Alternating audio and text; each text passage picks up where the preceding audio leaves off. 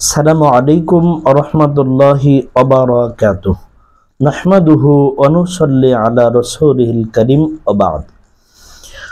সম্মানিত দর্শক, দিনী ভাই এবং বন্ধুরা, আপনাদের সকলকে আমাদের পিওর দাওয়া অফিসিয়াল ইউটিউব চ্যানেল, আমাদের পিওর দাওয়া পেজের পক্ষ থেকে আন্তরিক অভিনন্দন, মোবারকবাদ জানাচ্ছি।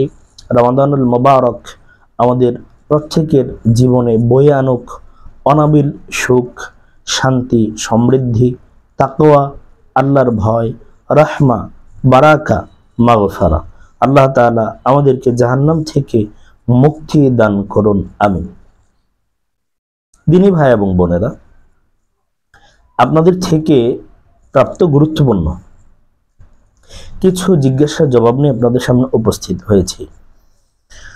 অনেক যুবক ভাইদের প্রশ্ন হচ্ছে, মুহতারাম শেখ, রোজা অবস্থায়, সিয়াম পালন অবস্থায় নাইট মেয়ার বা স্বপ্নদোষ, রোজা অবস্থায় অনেকের দিনের বেলায় স্বপ্নদোষ হয় ভাই, রাতের বেলায় না, স্বপ্নদোষ দিনের বেলায় হয়। অনেকের দিনের বেলায় হয়। অনেকের প্রশ্ন হচ্ছে, ঘুমের ভেতরে যদি স্বপ্নদোষ হয়ে যায়, অনিচ্ছাকৃত, এটা যদি হয়ে যায়, এক্ষেত্রে রোজার কোনো ক্ষতি হবে কিনা, কোরআন এবং সুন্নাহর দৃষ্টিভঙ্গি জানতে চাই। প্রথমত হচ্ছে স্বপ্নদোষের ব্যাপারে প্রশ্ন। 2 নম্বর হচ্ছে, পাতলা বীর্য যদি এমনিতে অনিচ্ছাকৃতভাবে বের হয়, সেক্ষেত্রে রোজার কোনো ক্ষতি হবে কিনা। ঘর্ষণ মর্দন ছাড়া বীর্যপাত হলে রোজা ভাঙবে কিনা। 3টা প্রশ্ন একসাথে এসেছে। প্রথম, স্বপ্নদোষ হলে রোজা ভাঙবে কিনা, গুরুত্বপূর্ণ একটা প্রশ্ন। স্বপ্নদোষ হলে রোজার কোনো ক্ষতি হয় না। আব্দুল মুখতারের 2 নম্বর খণ্ডের 396 নম্বর পৃষ্ঠাতে ফতোয়াটি আছে। স্বপ্নদোষ হলে পুরুষ হোক মহিলা হোক, হ্যাঁ ভাই, মহিলাদেরও স্বপ্নদোষ হয়। আপনারা হয়তো জানেন না, মহিলাদেরও স্বপ্নদোষ হয়। হাদিসে রাসূল বলছেন, ছেলেদেরটা সাদা হয়, মহিলাদেরটা হলুদ হয়, রাসূল বলছেন। এজন্য স্বপ্নদোষ মহিলা পুরুষ যারই হোক না কেন, স্বপ্নদোষ হলে, অনিচ্ছাকৃত স্বপ্নদোষ হলে ঘুমের ঘরে রোজার কোনো ক্ষতি হবে না, আপনি রোজা অবশ্যই রাখবেন। হাদিসে আছে, আবু সাঈদ আল খুদরি রাদিয়াল্লাহু তাআলা আনহু বলেন, নবী করিম সাল্লাল্লাহু আলাইহি সাল্লাম বলেছেন, লা ইউফতিরু মান ক্বাআ ওয়ালা মান ইহতালামা ওয়ালা মান ইহতাজামা। 3টি জিনিস রোজা ভঙ্গের কারণ নয়: বমি, শিঙ্গা লাগানো, হিজামা করা এবং স্বপ্নদোষ। সুনানে কুবরা, বাইহাকি 4 নম্বর খণ্ডে 264 নম্বর। তার মানে এখানে আমরা স্পষ্টভাবে বুঝতে পারলাম, রাসূল বলছেন 3টা জিনিস রোজা ভঙ্গের কারণ নয়।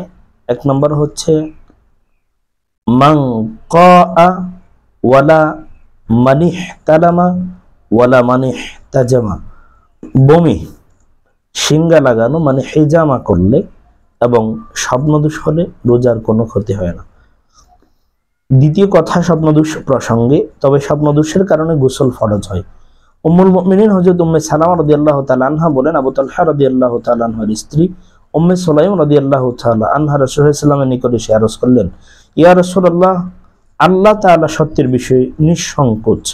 তো আমার জিজ্ঞাসা এই যে, কোন নারীর স্বপ্নদোষ হলে কি তার উপরে গোসল ফরজ হয়?